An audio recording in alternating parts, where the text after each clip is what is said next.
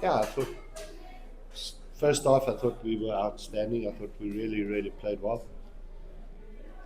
I think we dominated that first half. We created so many great chances. Our pressing strategy was really, really good. And I felt at half time we didn't deserve to come in 1-0 up. We deserved to come in at least three minimum. And I think if we did that, the game would have been killed off.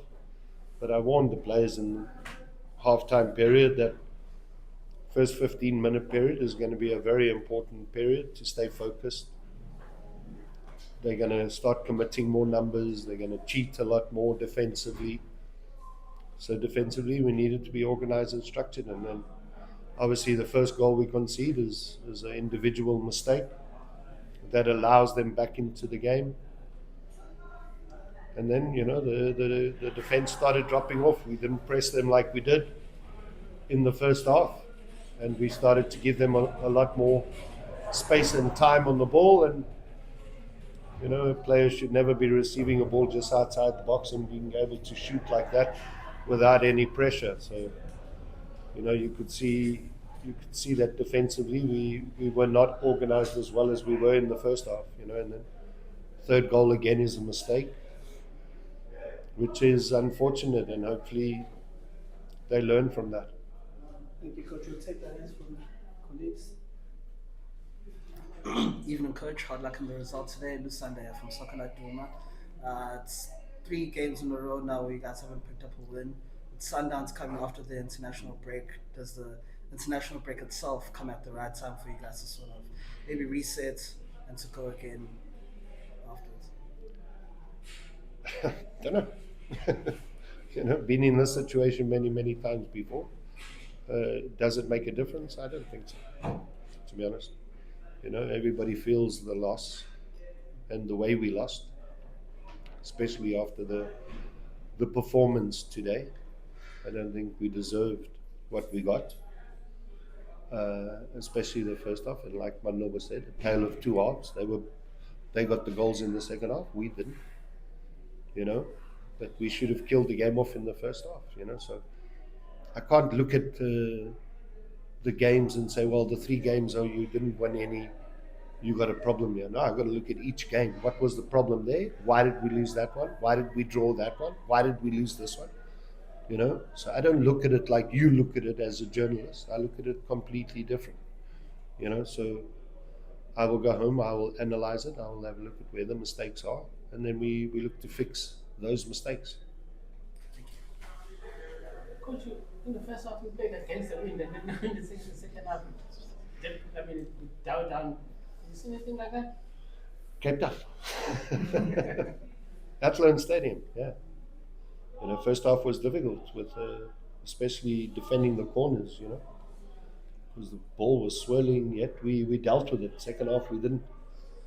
2 crosses came in and we ended up conceding. All right.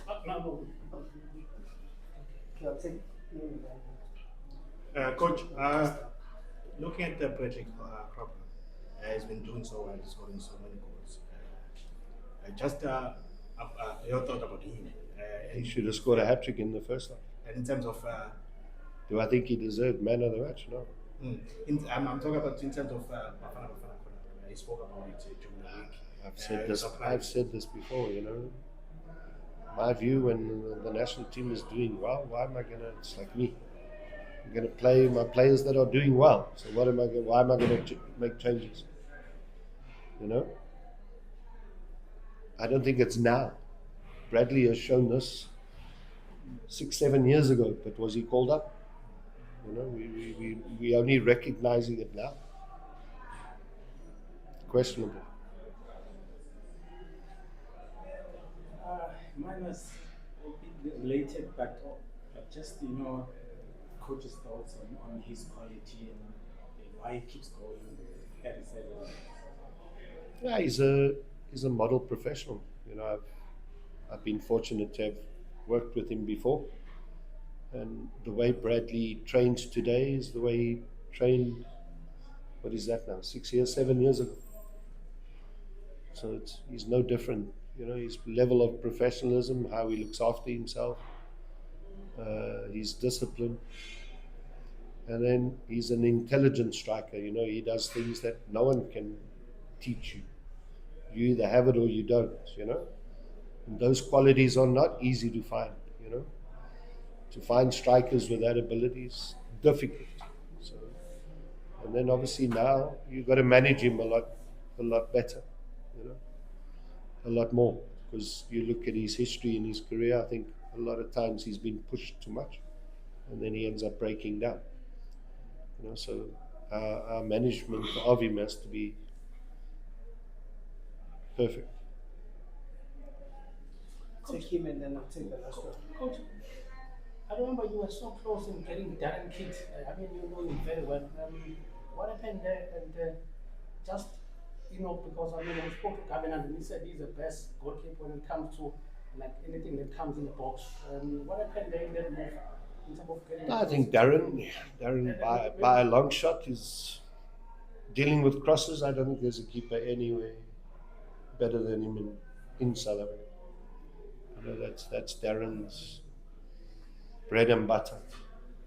You know, but Darren didn't come to us for a number of reasons, which I prefer not to.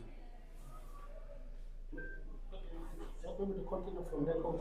I mean, cup competition is the only opportunity maybe for, maybe let's say, maybe like top 5 clubs. I mean, because look at the league, Sundowns always run away with it.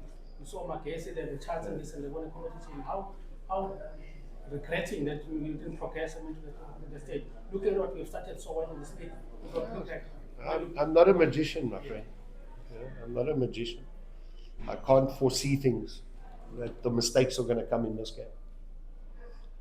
You know, I don't wave a little magic wand and be able to figure these things out. These things unfortunately happen, you know.